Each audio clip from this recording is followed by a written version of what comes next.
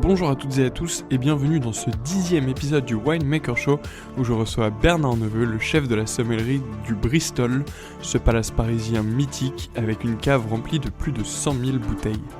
J'espère que cet épisode vous plaira, et si c'est le cas, n'hésitez pas à le partager, à en parler autour de vous et à mettre 5 étoiles sur Apple Podcast, c'est là où ça compte et ça me permet de vraiment avancer. Merci à vous et bonne écoute.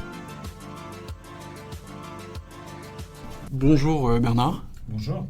Merci beaucoup de m'accueillir ici au Bristol. Avec plaisir. Je suis ravi d'être dans ce lieu qui est emblématique pour plusieurs raisons. C'est un hôtel mythique, connu à travers le monde. C'est aussi un restaurant, l'Épicure, il me semble, c'est ça, qui est également l'un des plus connus à Paris et sûrement dans le monde aussi. Et c'est aussi une cave à vin qui est absolument splendide. Avant de rentrer un petit peu dans votre rôle aujourd'hui au Bristol et dans les vins que vous pouvez proposer, est-ce que vous pouvez commencer par vous présenter ? Oui, bien sûr. Donc, moi, je suis Bernard Neveu, donc je suis le directeur de la sommellerie, le chef sommelier, on va dire, du Bristol Paris.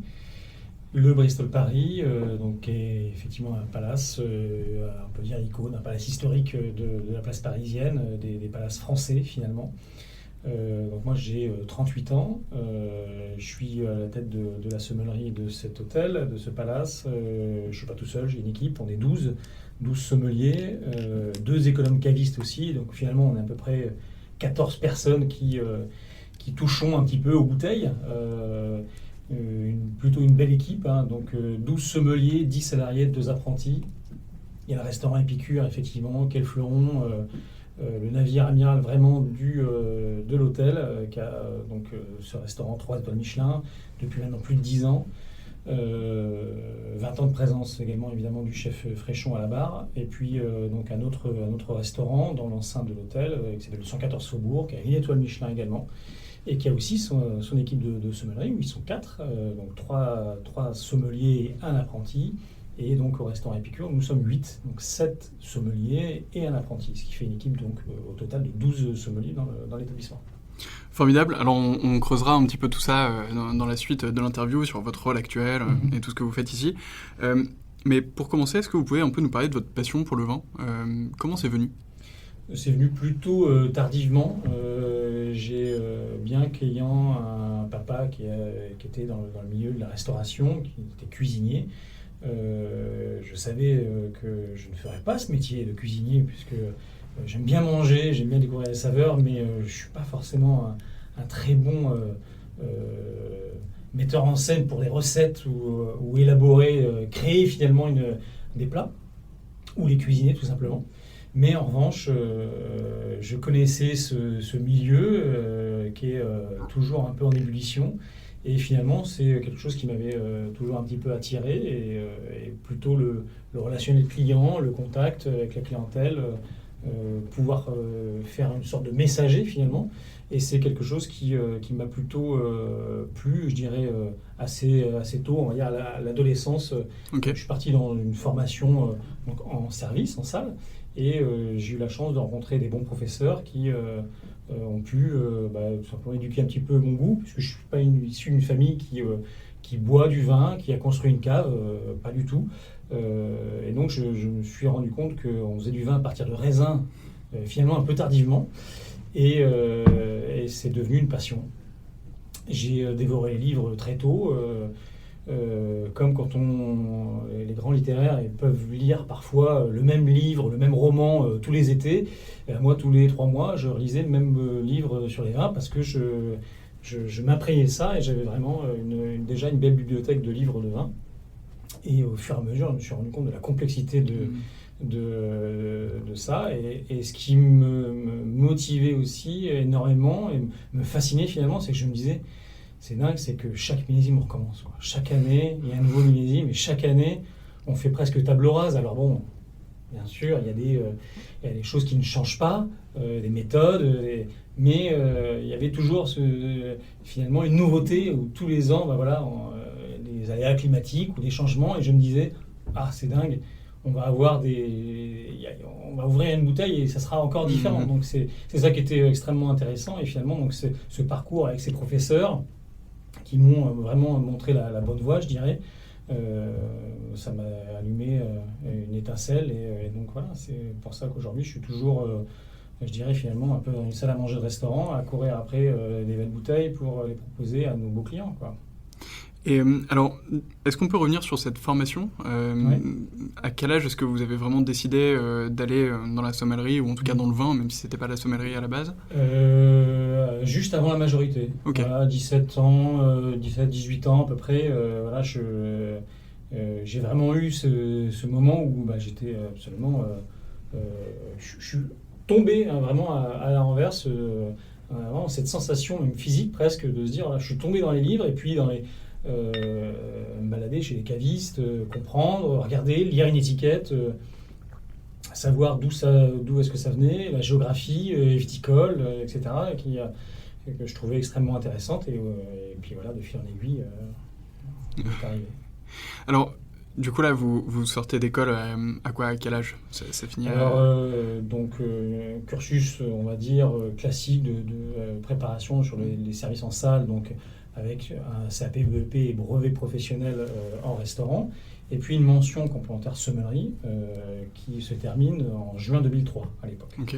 Donc il y a 15 ans, quelques années. un peu plus, maintenant 17 même. 17, ouais, s'il vous plaît. et donc voilà, il y a 17 ans, je sors de formation, donc j'ai mon diplôme en poche.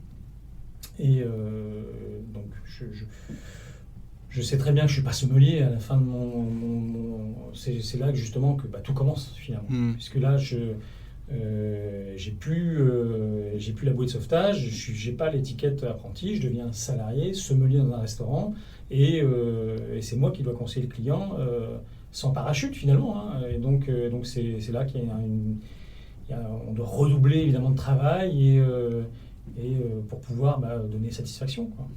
Alors c'est le premier, je dirais, c'est le premier des leitmotivs, c'est de donner satisfaction, de faire évidemment ensuite découvrir, expliquer le vin, etc. Mais satisfaire le client en premier lieu, ça c'est important. Alors j'ai plein de questions sur ces premières expériences, sur comment ça se passe à l'issue de l'école. Déjà, c'était où et c'était pour quoi faire? Est-ce que c'était directement sommelier? Oui, moi je suis sorti de formation, enfin de mention sommellerie. Je voulais, voilà, c'était la voie tracée. Alors j'aurais aimé faire un brevet professionnel sommelier, mais à l'époque c'était assez peu démocratisé, il y avait assez peu d'écoles, ou les quelques écoles qui le faisaient proposaient simplement, je dirais, il y avait une rentrée tous les 2 ans. Donc si vous ratiez le coche, si vous étiez sur la mauvaise année, il fallait attendre 1 an pour pouvoir avoir la rentrée. Et donc c'est ce qui s'est passé pour moi, donc c'est pour ça que j'ai fait la mention, sinon j'aurais fait vraiment un BP sommelier qui est plus complet, qui dure 2 ans et qui est plus intéressant en soi.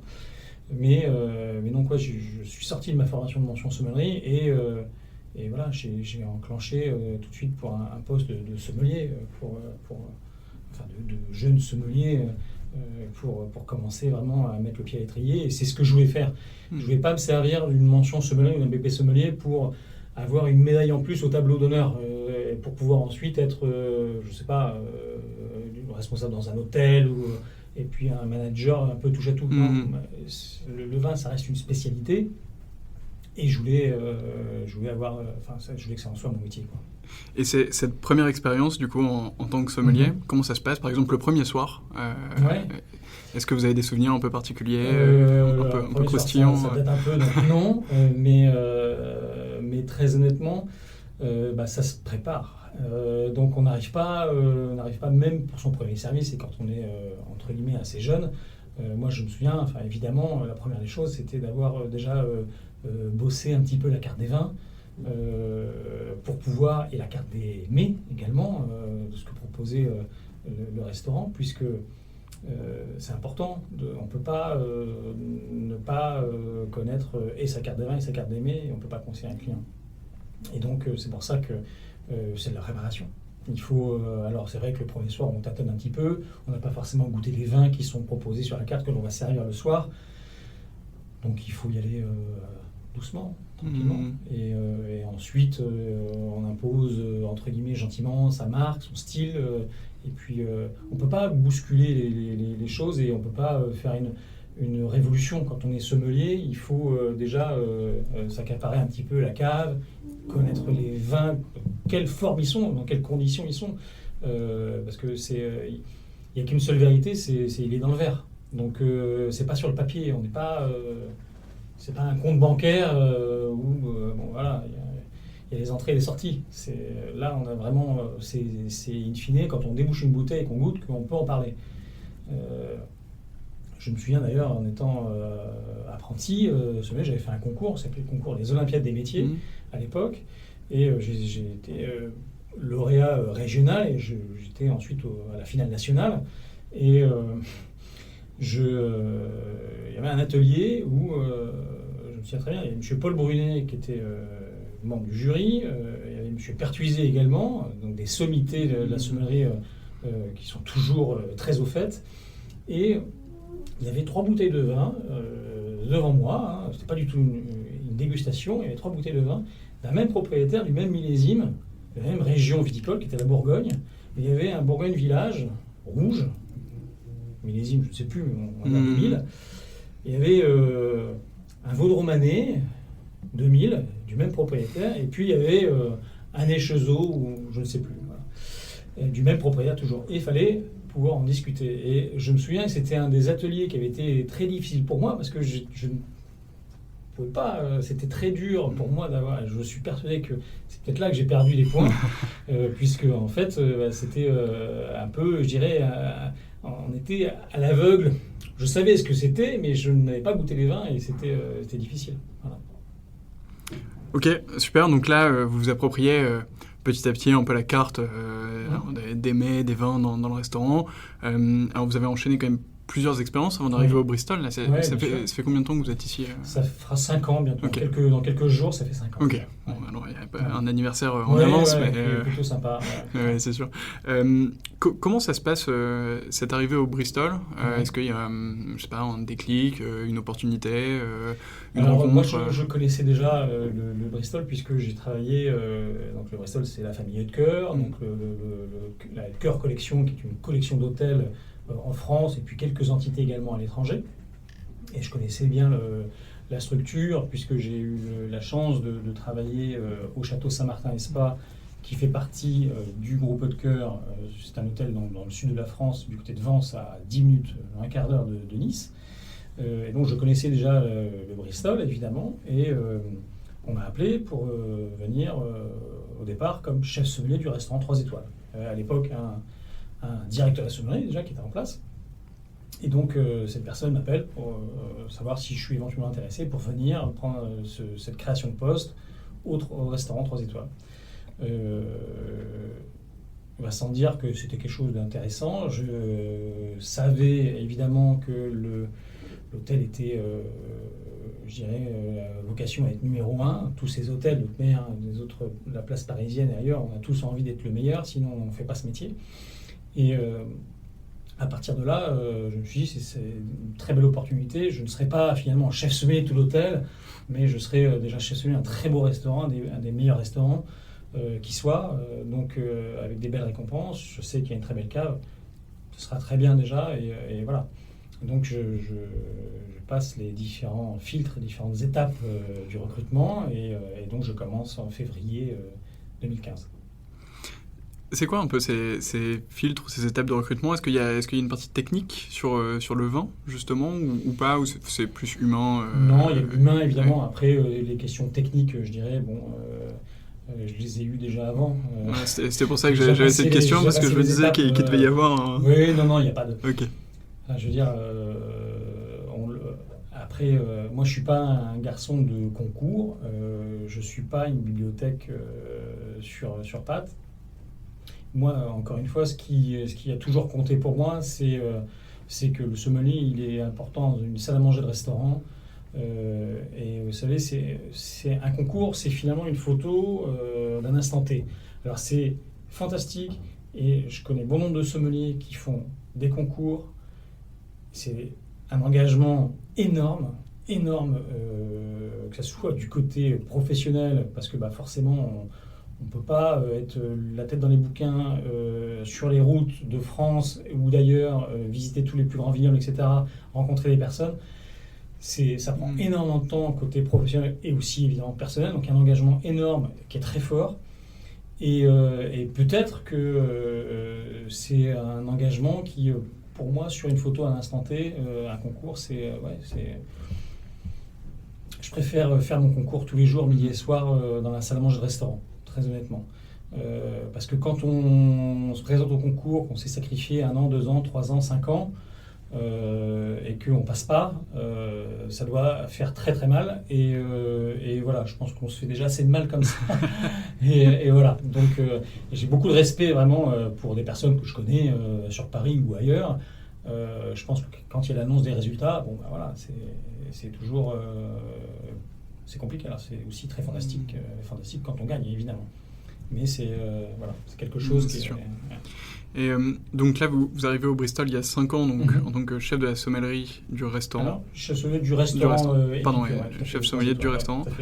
Et maintenant, vous êtes chef de la sommellerie de l'hôtel. Je m'occupe de l'intégralité, voilà, tout à fait. D'accord. Ça s'est fait quand, ce changement ? Finalement, assez rapidement, puisque mon prédécesseur est parti un petit peu en arrêt maladie en fin juin, début juillet 2015, okay. donc 4 mois et demi à peine après mon arrivée. Et donc, il n'est plus revenu ensuite. Et donc, ça s'est fait, je dirais, naturellement, sans vague. Voilà, en prenant les choses petit à petit. Évidemment, faut savoir nager parce qu'on est dans les grandes eaux ici, hein, donc il y a du mouvement, il y a de la houle. Donc, je suis persuadé, intimement convaincu, et ça c'est clair et net, que si je n'avais pas eu le parcours que j'ai eu précédemment, je pense que je n'y serais pas arrivé. C'est-à-dire que moi je ne suis pas un garçon qui a fait 15 ans de restaurant 3 étoiles. Je suis assez pluriel finalement. J'ai fait de la restauration traditionnelle. J'ai travaillé dans des restaurants 2 étoiles, palace, ou de restaurants avec un chef propriétaire, d'une petite structure. Et donc tout ça m'amenait un petit peu à être un peu un couteau suisse, un petit peu finalement. Et c'est ce qui est important dans un hôtel comme celui-ci, où on a besoin finalement de pouvoir toucher un petit peu à tout. Et d'avoir les écoutiers et les radars bien en place, bien en service. Comment ça se passe les premiers jours, du coup, ici ? Est-ce que ça ressemble aux premiers jours que vous avez décrits précédemment ? Vous appropriez la carte, les vins ? C'est ça, version triple XL. Ok, beaucoup plus rapide, avec beaucoup plus de monde. Très très vite, il y a des collaborateurs qui sont extrêmement précis, qui sont très forts, qui veulent peut-être votre place. Il faut être là aussi, il faut être un bon nageur. C'est une très très belle structure, c'est un magnifique restaurant qui va très très vite et c'est finalement un petit peu comme un circuit de Formule 1 où on a la chance, nous, d'être complet midi et soir, 7 jours sur 7 toute l'année, puisque le restaurant est ouvert 7 jours sur 7, midi et soir. Également le petit déjeuner, ça regarde un peu moins la sommellerie quand même. Même si de temps en temps on peut avoir des clients qui sont amateurs, mais c'est anecdotique. Et on est vraiment donc pied au plancher toute l'année et on a besoin, je dirais, d'être tout de suite dans le bon wagon. Parce que évidemment, si vous ratez le premier wagon, le deuxième il ne va pas aussi vite et du coup vous êtes obligé de ramer 2 fois plus fort pour reprendre le wagon parce que après c'est une question de caractère aussi, hein, mais il faut être dedans. Ouais. Est-ce que j'ai plein de questions sur le Bristol, mais on va parler un tout petit peu chiffres, justement, parce que là, vous avez parlé de ouvert 7 jours sur 7, matin, midi et soir. Ouais. Ça fait combien de couverts ? Ou est-ce qu'il y a une mesure, peut-être pour la sommellerie, d'intensité de verres servis ou de bouteilles ouvertes par jour, par semaine, par an, les chiffres que vous avez. On va faire en chiffres. Bon, nous, au jour d'aujourd'hui, on est quasiment à 100 bouteilles près ou 200 bouteilles près, à 100 000 bouteilles en cave. Oui, ok. Ce qui commence à être assez conséquent. C'est réparti de manière assez simple. On a plusieurs caves ici et des espaces de stockage parce qu'évidemment ça prend beaucoup de place. Hein. On a 40 000 bouteilles, 42 000 bouteilles qui sont en stockage à l'extérieur de Paris, chez un prestataire, où on reçoit toutes nos allocations, nos différents suivis de millésimes, etc. Et puis, donc là, nous, mon équipe et moi-même, on va décider de ce que l'on va mettre sur la carte pour les prochaines semaines, mois, les prochains suivis de millésimes des vignerons, etc. Se permettre parfois de sauter un millésime en disant, par exemple, ça c'est un très grand millésime. Le millésime suivant, il est plus prêt à boire finalement. Eh bien, voilà, on va mettre le 2011 par exemple, Oui. et puis le 2013, et puis on garde les 2010, on garde les 2009, et on laisse de côté. Voilà, ça, on a une liberté totale de la part de notre direction de la restauration, et puis au niveau de notre compagnie propriétaire, où moi j'ai une liberté totale d'action sur ce que l'on doit servir. Et Donc 100 000 bouteilles, Oui. j'ai pas été jusqu'au bout des choses. 40 000 bouteilles à peu près donc, dans la cave de vieillissement, 60 000 bouteilles un peu dans les caves du Bristol, dans les différentes caves. Ce qui fait qu'on a une sélection avec à peu près 2500 références sur la carte des vins disponibles pour les clients. Ce qui permet d'avoir un peu de lecture. ouais, un petit peu de choix quand Ouais, on arrive choix, c'est ici. important d'avoir du choix sur l'ensemble des régions. Il y a des régions fortes, la Champagne, la Bourgogne, le Bordelais également sont des régions fortes chez nous, la vallée du Rhône aussi. Après, il ne faut pas oublier d'autres régions. Donc on a musclé, je dirais, un petit peu plus d'autres régions. L'Alsace qui fait des très grands vins blancs, qui se marient très bien avec la cuisine du chef. Le Jura, la Savoie qui était un petit peu laissé de côté un petit peu sur la carte des vins auparavant. On a vraiment réétoffé la gamme. La partie vin étranger avait commencé tout juste à mon arrivée à peine. Une personne qui était un petit peu en charge des vins étrangers ça avait commencé à développer un petit peu. On a augmenté à peu près de 50% la part des vins étrangers. Donc c'est bien, c'est important de donner du choix finalement aux clients et puis pour nous aussi, l'important c'est de développer, c'est d'avoir finalement la meilleure carte des vins. C'est ce qui nous donne le sourire. C'est pour ça qu'on se lève le matin. Il me semble d'ailleurs qu'elle a été récompensée en 2017, c'est ça? 2016, Peut-être que je me trompe. 2016. 2016, donc Grand Award Wine Spectator. C'est une belle récompense, oui, parce qu'il y a finalement assez peu de restaurants en France qui ont cette récompense-là. Il y a un véritable suivi de la part du magazine américain, donc de Wine Spectator, qui décerne vraiment cet award, ce prix. Il n'est pas décerné parce qu'on a un abonnement. Ouais, c'est pas du tout ça. clairement. Nous, on a vraiment une personne que j'ai vue en 2016, avant de nous décerner ce prix, parce qu'auparavant, il y a 3 grades. Il y a un vert, c'est le Best Award, je crois. Et ensuite, il y a un deuxième verre, c'est donc un autre nom. Et puis ensuite, c'est le Grand Award, où là, c'est les 3 verres, les 3 étoiles, finalement, un peu. Et donc, cette personne, membre du magazine américain, a fait le déplacement en France pour auditer et s'est déplacé et nous a demandé, tout simplement, il avait la carte des vins et il a demandé à voir les bouteilles. Quoi. Donc, parce qu'on envoie, en fait, précédemment, on envoie la carte des vins à la rédaction et donc il l'épluche. Et ensuite, quand il est venu et il a voulu voir, il avait fait sa propre sélection et donc on s'est baladé dans les différentes caves et il me demandait, Mouton Rothschild 45, où est-ce qu'il est? Très bien. Alors Romanée Conti 90, où est-ce qu'elle est, etc. etc. Et voilà. Il voulait les voir. Ouais. Pas que ce soit du fake finalement, et qu'on envoie une carte des vins un peu montée de toutes pièces et puis qu'on reçoit. Enfin voilà, c'est suivi. Et tous les ans, à la même époque, on transfère notre carte des vins. Et voilà. Maintenant, ils nous croient, c'est bon. Oui, maintenant c'est bon. Ils ne se déplacent plus, voilà, ils nous croient. Mais ils peuvent venir, on les a, les bouteilles, évidemment. Et donc, on a parlé un peu de l'évolution de la cave que vous avez pu mener avec vos équipes ces 5 dernières années, donc un peu plus de vins étrangers, muscler certaines régions. Est-ce que, en face de ça, vous avez vu ces 5 dernières années une évolution du profil de consommateur qui vient un peu trouver des nouveaux vins? Est-ce qu'on reste sur des choses plus classiques? Est-ce que les goûts ont un peu changé?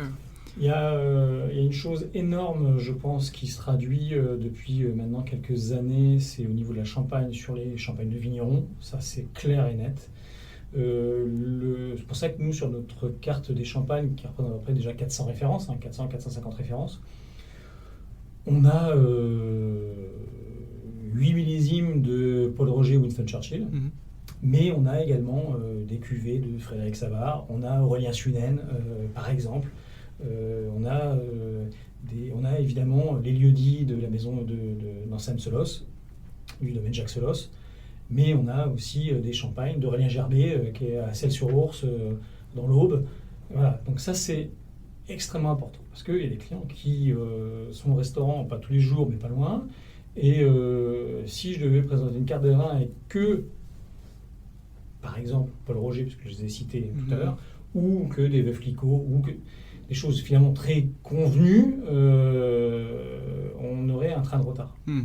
Au jour d'aujourd'hui, la Champagne explose en termes de vignerons. Il y a de multiples familles finalement qui avant avaient 3, 4, 5, 10 hectares de vignes et revendaient les raisins finalement à des grandes maisons ou à des caves coopératives. Et là, il y a la génération des trentenaires, quarantenaires qui récupèrent finalement les fermages ou tout simplement ont décidé maintenant de récupérer complètement leur vigne. Et voilà. Et donc là, il y a vraiment un phénomène, finalement, on a un peu l'impression que c'est la Bourgogne des années 70-80.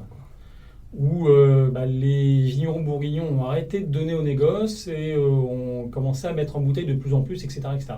Et ça, je trouve ça vraiment juste génial. Et voilà, je parlais d'Aurélien Sunen, mais on a plein de domaines qui sont demandés par les clients, ou que nous, justement, on peut faire découvrir aux clients. Parce que les clients qui nous demandent justement des champagnes de vignerons. Après, ça dépend du moment aussi. On a des clients qui sont réguliers et qui, par exemple, si c'est pour un dîner anniversaire, il y aura peut-être forcément la bouteille de Dom Pérignon, parce que c'est un rituel et je dis Dom Pérignon comme on pourrait dire autre chose, Bollinger, par exemple. Et puis, si 3 jours après, c'est pour un déjeuner finalement professionnel, peut-être dire tiens, est-ce qu'on peut goûter quelque chose de différent et c'est là qu'on doit pouvoir, je dirais, avoir plusieurs cordes à notre arc et pouvoir avoir le bon vin pour la bonne personne et surtout au bon moment. On entend aussi beaucoup parler de l'essor des vins bio, puis des vins nature. Est-ce que c'est quelque chose que vous avez aussi intégré à votre cave ou que vous ressentez dans la demande ? Alors ça arrive, de manière anecdotique, ça arrive.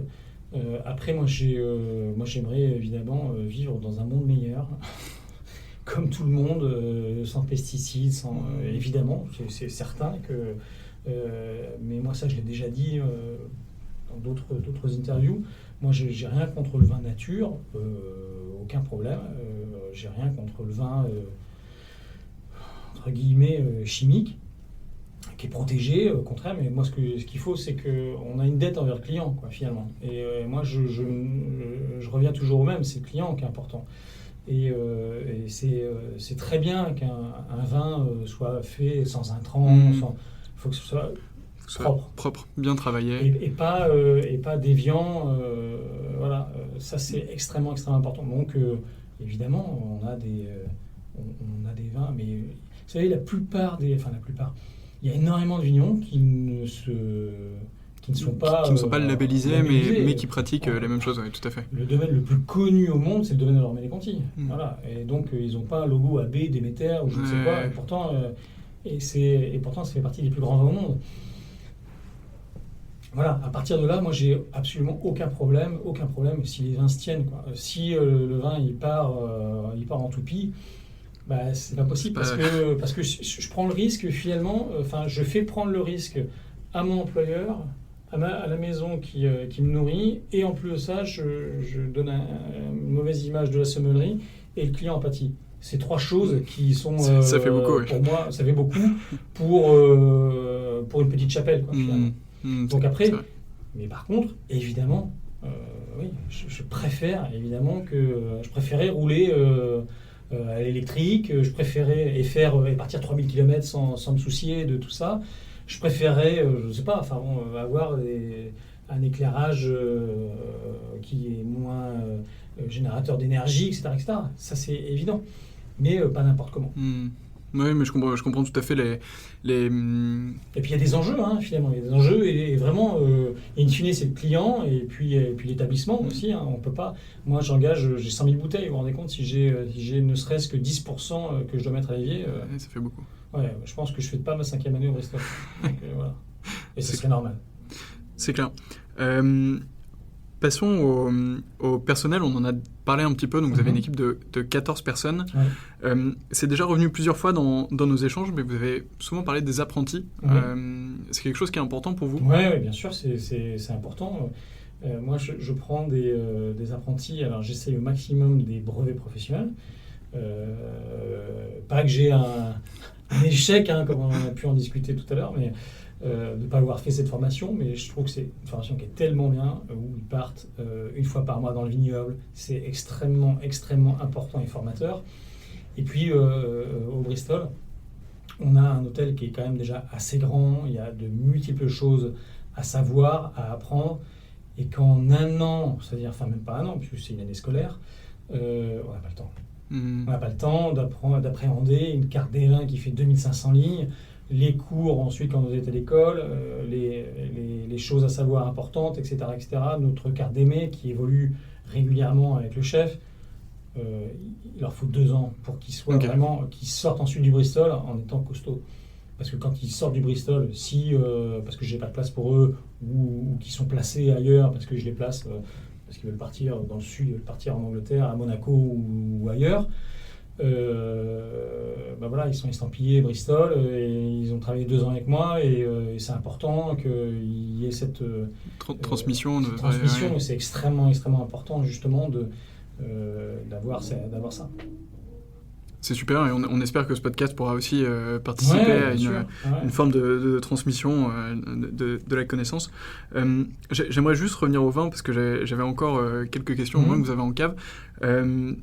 Est-ce que vous continuez du coup d'entrer de nouvelles références, en plus d'entretenir les millésimes c'est presque une pathologie, mais oui. Okay. On est...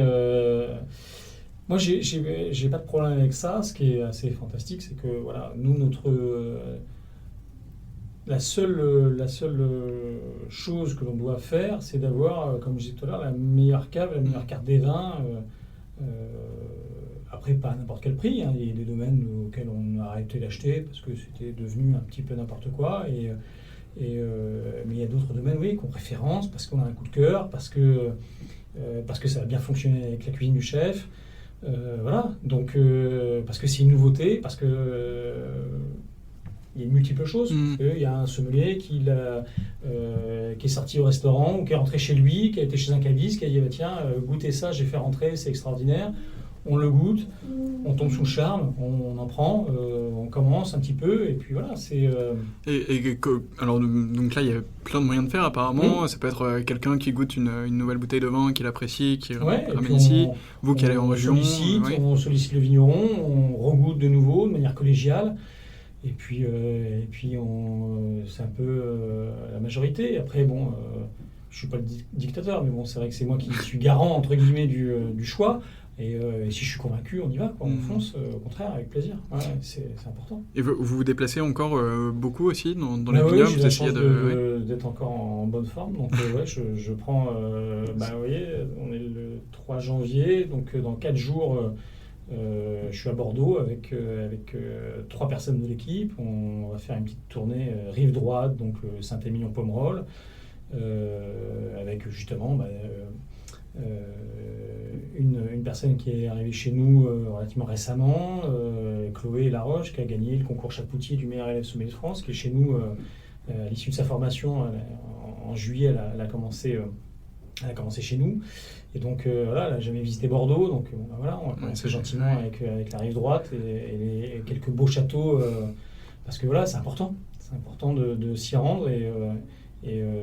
Donc ça c'est janvier, février on part, on doit partir en Champagne. Au mois de mars, il y a la vallée du Rhône qui est un petit peu, normalement ça devrait pouvoir se concrétiser, voilà. Donc voilà, c'est important, ouais. Et effectivement il faut se déplacer. Moi j'ai toujours des personnes qui sont dans le vignoble, Nous on est, il y a 1 ou 2 sommeliers qui sont dans le vignoble une fois par mois, quoi. Ok. Ok, Et c'est pas assez. Moi, souvent, je regarde et je me dis, bon sang, je devrais être dans le vignoble 3 mois par an. Mais bon, Il y a d'autres faut que je obligations sois aussi. aussi c'est sûr. 11 mois par an au Bristol, donc bon, c'est compliqué, ça marche pas.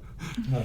Et comment ça se passe quand vous arrivez dans un vignoble? Est-ce que vous avez déjà une relation un peu de longue date avec les personnes sur place? Est-ce que vous connaissez est-ce que Alors, vous donnez c'est des toujours nouvelles? assez confort finalement d'aller dans les endroits qu'on connaît déjà finalement.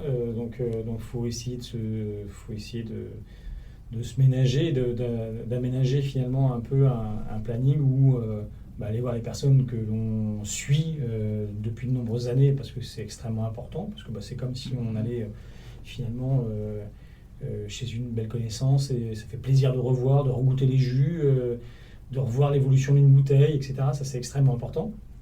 Et puis et aussi il faut se rendre également chez des domaines que l'on ne connaît pas forcément ou qu'on a juste commencé à travailler et donc voilà, venir sur place pour voir de ses propres yeux ce qu'il en est. Est-ce qu'on a fait une erreur ou pas? Est-ce que c'était bien et puis est-ce que ça s'arrête un petit peu? Enfin voilà, faut se maintenir au fait. Ouais.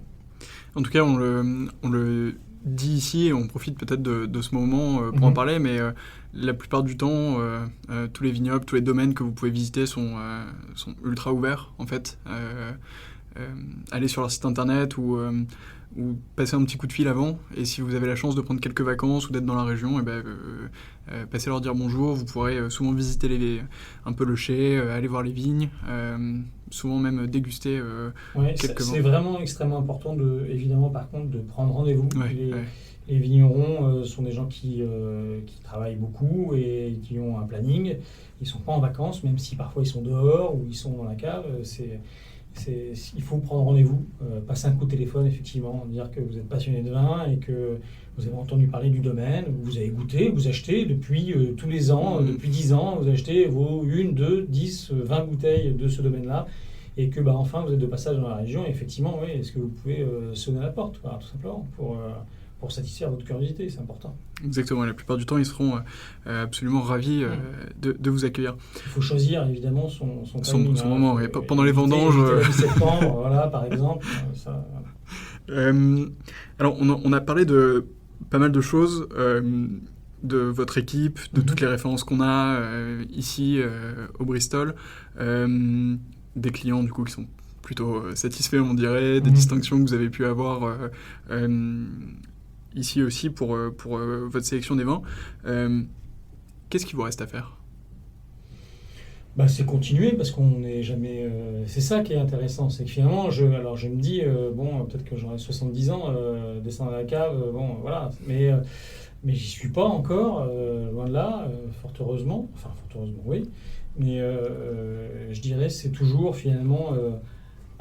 ce qui est fantastique, c'est que, vous savez, je compare souvent ça avec la chance qu'a un sommelier par rapport à un cuisinier, parce que je sais ce que c'est, parce que mon père, encore une fois, était cuisinier, c'est que quand un cuisinier arrive dans un restaurant, c'est son premier jour, quand il ouvre son frigo, comme moi j'ouvre ma cave à vin, c'est 3 kilos de langoustine ne lui plaisent pas, c'est pas très grave. Ça va être, il va en faire une bise, au pire des cas, il va les jeter, mais il changera de fournisseur ensuite. Un sommelier, il ne peut pas faire ça. Il y a un stock qui est là, et donc il doit s'adapter, et comprendre le vin, le goûter, et pour pouvoir en parler, etc., etc. Et ce qu'il y a toujours de fantastique, justement, dans notre travail, c'est qu'un sommelier ne peut pas être saisonnier. Alors, ça peut être intéressant quand on est jeune, pour voyager un petit peu, etc. Mais un sommelier, il a besoin de rester 2 ans, 3 ans, parce que ce qui est extrêmement intéressant, enrichissant, c'est la courbe de vie d'une bouteille, finalement. Quand vous l'avez dégusté chez votre caviste, chez votre vigneron, le vin de l'année, par exemple, vous avez goûté la bouteille et que vous en avez acheté, par exemple, 3 ou 6 bouteilles, c'est toujours très sympa d'en goûter une au bout de 3 mois, 6 mois, et puis ensuite la deuxième bouteille au bout d'1 an, 1 an et demi, et puis la troisième bouteille, etc., etc. Et de suivre l'évolution de son vin, et de se dire, ah là, la fenêtre, le vin, il est à son apogée. Alors, je dis pas que, bon, heureusement, j'ai pas que des grands Bordeaux qui demandent 20 ans de, même si c'est de moins en moins le cas, mais qui demandent 20 ans, parce que sinon, bon, les sommeliers, donc, ils auraient tous 70 ans. Mais voilà, c'est extrêmement enrichissant, c'est finalement, voilà, de suivre, et on le voit vraiment, purement, quand j'en parle avec mes assistants qui, enfin, sur mes 3 adjoints, j'ai deux adjoints. Le premier, il était là avant moi, il a 7 ans de maison, 7 ans et demi de maison. Le deuxième adjoint, il a 5 ans de maison comme moi.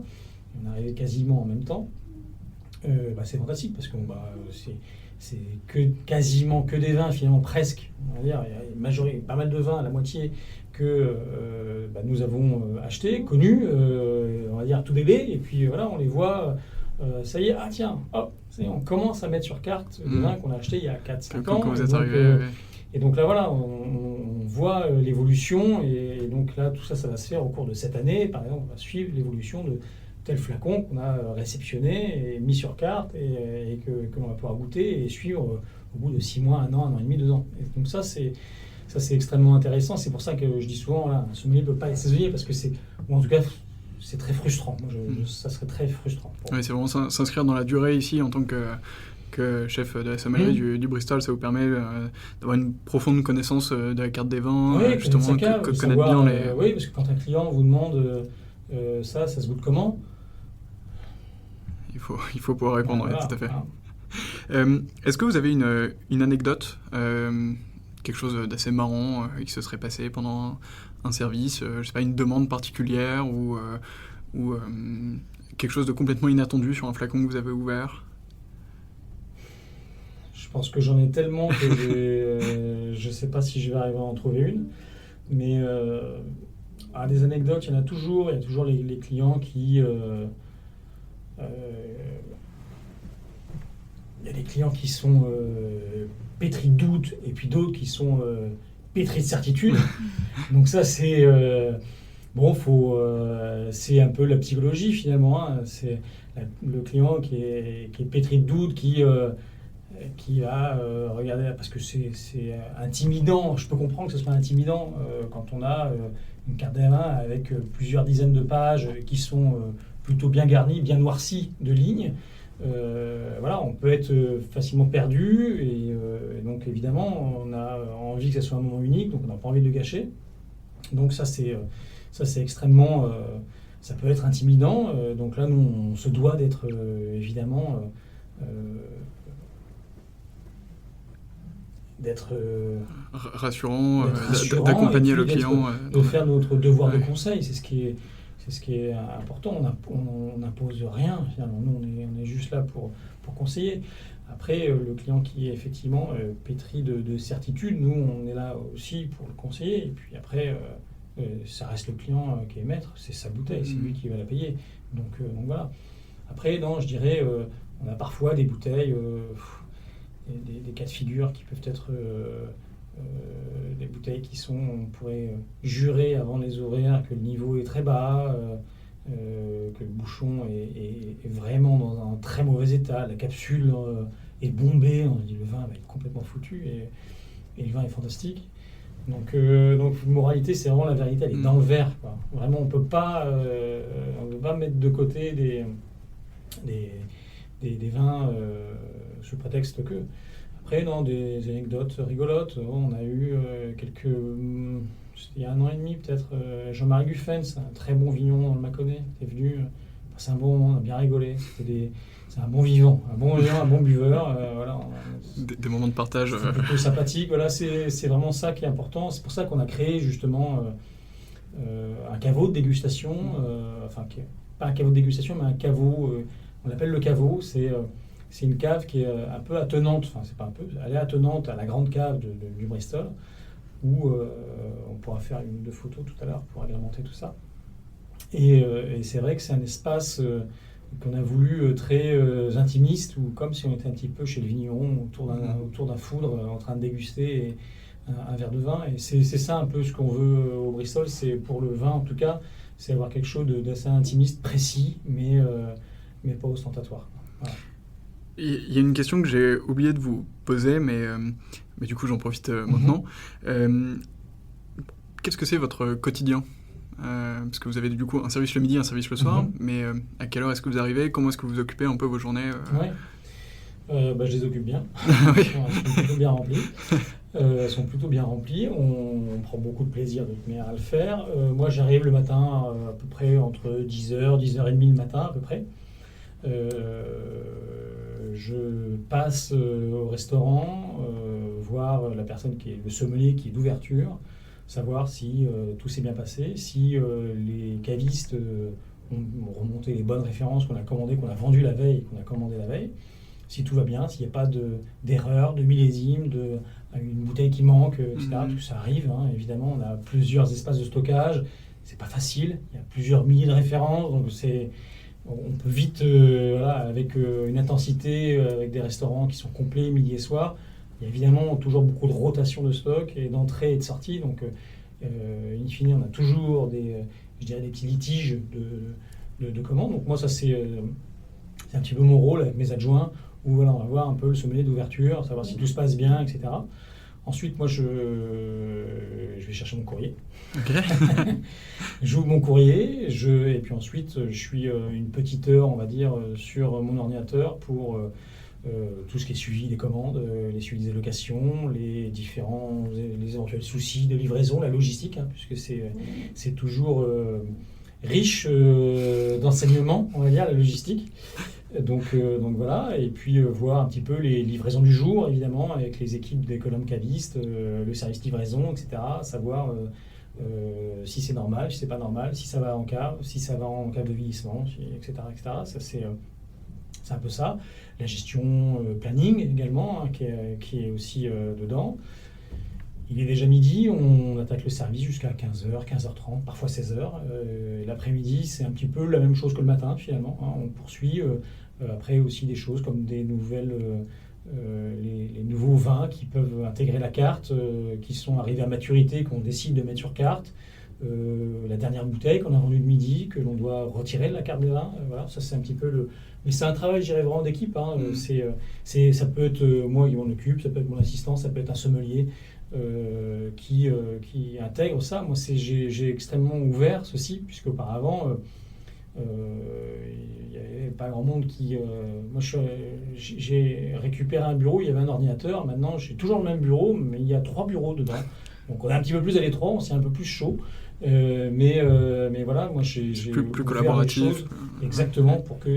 en fait, moi, c'est important, c'est que tout le monde a accès à la cave, quoi. Tous les sommeliers, évidemment, ont accès à la cave parce que c'est la leur. C'est pas la mienne, c'est celle du Bristol, et c'est celle des sommeliers. Donc à partir de là, chaque sommelier est responsable finalement, on s'est responsabilisé un petit peu. Et c'est pas parce qu'il est commis sommelier qu'il n'a pas accès à l'ordinateur pour pouvoir... voilà. Alors évidemment, ça se fait petit à petit, et c'est pour ça que au départ, on apprend à marcher avant de courir, quoi, tout simplement. Donc ça se fait petit à petit. Mais c'est extrêmement important effectivement d'avoir ce côté collaboratif pour pouvoir, ils ne sont pas juste là, c'est pas des tire-bouchons, quoi. Ils font autre chose, quoi. C'est important d'ouvrir la bouteille, mais il y a tout la face cachée un petit peu, l'iceberg, où c'est énormément de préparation pour entre une bouteille où je dis oui, ok, on achète, on en prend 6, 12, 120, 200, peu importe. Entre ce moment-là et elle va être consommée par le client, il y a de multiples tâches qui sont réalisées. Et ça, c'est vraiment, nous on gère vraiment tout de bout en bout, de la fixation tarifaire à rentrer nos tarifs dans nos logiciels de gestion, puis de facturation, etc. Enfin, vraiment, on va de bout en bout, je dirais. On n'a pas un secrétaire particulier qui nous mâche le travail, quoi. On fait pas, on fait vraiment les choses. Toute la gestion, exactement, toute la cave. De A jusqu'à Z de prime, quoi. Okay. Vraiment, on fait tout, quoi. Jusqu'à ce que la bouteille soit détruite. Exactement, voilà, tout à fait. Si le client il a adoré, on lui décolle l'étiquette, il repart avec son menu, évidemment avec plaisir. C'est important. Voilà. Génial, alors il me reste 3 questions à vous poser. La première, on en a parlé un petit peu au début des livres que vous avez pu dévorer quand vous étiez un peu plus jeune, quand la passion du vin est apparue chez vous. Est-ce que vous auriez un livre, ou plusieurs, mais au moins un à recommander à quelqu'un qui s'intéresse? Il est sorti il n'y a pas très longtemps. C'est un super bouquin de Philippe Bourguignon Alors j'ai oublié son titre. Alors, je suis désolé parce que je l'ai pas fini en plus. Je crois que c'est l'abécédaire du sommelier, mais je suis pas certain. Et il est vraiment très bien. Ça se lit, c'est un abécédaire, hein, donc on commence avec la lettre A. C'est plein de petites anecdotes de Philippe, qui a été longtemps directeur général du restaurant Laurent, mais qui est un sommelier vraiment dans l'âme, et qui est parti en retraite il n'y a pas très longtemps. Et donc c'est un vrai talent d'écriture, et c'est vrai que j'ai beaucoup de plaisir à le lire. Ce qui est génial, c'est que on peut poser le marque-page. C'est des paragraphes qui se lisent assez rapidement finalement, et on peut le poser, on peut lire finalement 2, 3, 4 pages comme 50 d'un coup, et puis le reprendre une semaine, 15 jours, 3 semaines après. On n'a pas perdu le fil finalement. C'est bien écrit, ça apprend bien le métier, ça a des belles anecdotes d'un passé que je n'ai pas connu, hein, voilà, il y a des anecdotes plutôt des années 60, 70, mais c'est vraiment très bien écrit. J'ai eu beaucoup de plaisir à le lire. Je ne l'ai pas fini encore, mais évidemment ça fait partie pour moi, je trouve, des jolis livres de sommelier vraiment, qui sont intéressants. Entendu, mais on ajoutera ça du coup dans les commentaires du podcast, et vous pourrez vous le procurer à cette occasion. On va faire de même. Ma deuxième question, qui est un peu traditionnelle, à chaque fois elle est un petit peu ambiguë, c'est un peu compliqué de trouver la réponse, mais je vous laisse formuler la réponse que vous voulez, et puis moi je réadapterai la question dans les prochains épisodes. Je profite de ce début d'année pour prendre des bonnes résolutions. Si vous aviez un vin à recommander, quelque chose un peu coup de cœur, récemment, une dernière dégustation qui vous a un peu ému, qu'est-ce que ce serait ?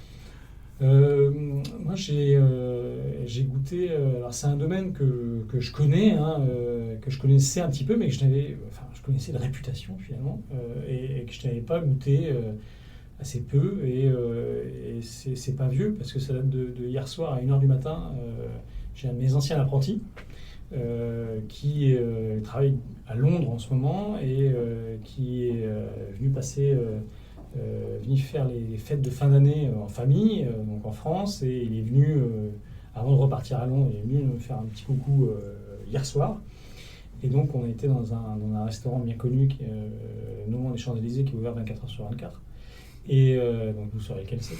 Et donc j'ai pioché un petit peu dans la carte des vins, et on a bu une bouteille à l'aveugle d'un très bon vigneron. Il s'appelle Jérôme Bressy, une gourde de Montrance, blanc. Donc un Côte-du-Rhône village blanc, il est sur son rouge en appellation Rasto. Et j'avais goûté le rouge il n'y a pas si longtemps, il y a quelques mois, et j'avais trouvé ça fantastique. Vraiment, j'avais beaucoup aimé. Et puis j'avais pas goûté le blanc, donc j'ai dit tiens, on va goûter ça. Et donc j'avais un de mes sommeliers du 114 Faubourg, et donc mon apprenti, et on a goûté ce vin-là. Et aucun de nous trois n'avons goûté ce vin, on a bien aimé. Et voilà, ça fait partie des petits coups le dernier coup de cœur en date. Voilà, il est moins de 24 heures finalement. Et donc si on descend au bureau tout à l'heure, vous verrez sur mon ordinateur, l'onglet il est sur la page Gourde Montrance, et j'ai essayé d'appeler Jérôme Bressy ce matin pour savoir si on pouvait avoir un petit peu de vin pour le Bristol. Voilà. Bon, bah, s'il nous écoute, et s'il nous entend, voilà, exactement. Et pour finir, si vous aviez une personne à me recommander d'interviewer dans le cadre de ce podcast, qu'est-ce que ce serait ? Alors, un ancien sommelier qui est plus sommelier depuis de nombreuses années, mais qui a été sommelier d'un grand chef qui s'appelle Pierre Gagnère. Jean-Luc Labatine, c'est un ancien sommelier qui s'est reconverti comme commercial, qui était directeur commercial France d'une grande société de distribution de vins bordelais, et qui, depuis maintenant 1 an, cette société qui s'appelle Duclos La Vinicole, a racheté la distribution d'une figure de la distribution de vins de Loire à Paris. Et donc Jean-Luc est quelqu'un qui, à mon sens, fait partie des personnes qui ont une véritable sensibilité, qui ont un passé aussi de sommelier, même s'il est maintenant assez lointain, mais il n'empêche qu'il sait de quoi il parle. Formidable, mais on essaiera de le contacter et rester avec nous du coup pour les prochains épisodes. Peut-être qu'on aura le plaisir d'avoir cette interview dans les semaines ou dans les mois qui viennent. Merci beaucoup Bernard. Avec plaisir. C'est tout pour moi. J'ai plein de réponses à mes questions. Je pense que j'en aurai beaucoup d'autres, mais on fera un épisode 2 dans, Épisode 2 s'il faut, dans un sans an problème. ou, Avec plaisir. pour les 6 ans du Ouais, coup ouais. au Bristol. Non, mais évidemment, c'est avec plaisir que je me rends disponible pour ça, parce que c'est important, effectivement, de pouvoir parler de notre métier, qui est plus vraiment un métier qu'une passion. Normalement, quand on rentre, je dis pas qu'on rentre dans les ordres quand on épouse le métier de sommelier, mais c'est un métier qui est passionnant, et on est tout le temps en perpétuelle ébullition, et donc c'est ce qui est motivant. Et bien, ce sera le mot de la fin. Merci beaucoup et à bientôt. Merci, à très vite. C'est déjà la fin de cet épisode. J'espère qu'il vous a plu et de mon côté, j'espère vous retrouver très très vite sur 20 sur 20 et sur les autres épisodes du podcast. À très vite.